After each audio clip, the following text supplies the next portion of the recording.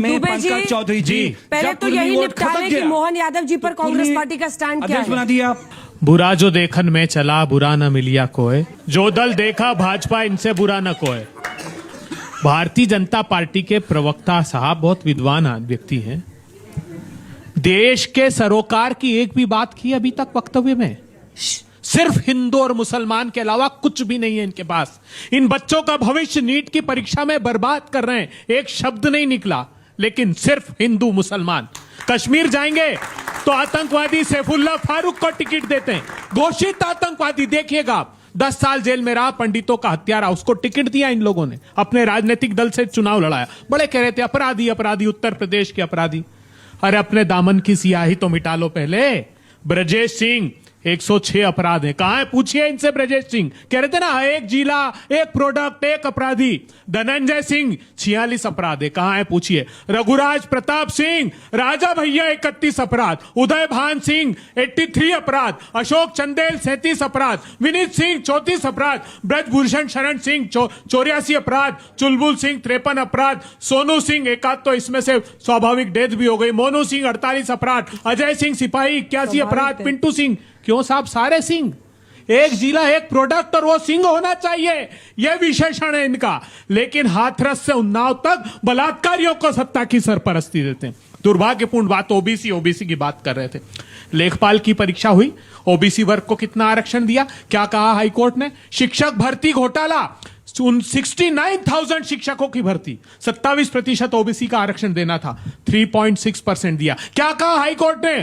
कि आपने जो ओबीसी का कानून है 1994 का, उसका सेक्शन 3.6 का पालन नहीं किया, उनके साथ अन्याय कर दिया। कुशीनगर में उत्तर प्रदेश के मुख्यमंत्री जाते हैं दलित बस्ती में, बोले शैंपू से निलवा देना साहब, कैसा ना हो मुख्यमंत्री जी को कोई छू ले, तो लाल कारपेट बिछाते हैं और वहां जाते हैं। आपको जानकर आश्चर्य होगा, सबसे ज्यादा दलितों पर अपराध, 26% देश के कुल अपराध उत्तर प्रदेश में होते हैं। इनके कानों पर जू नहीं देखती। सिर्फ हिंदू और मुसलमान, इसके अलावा कोई बात नहीं करते।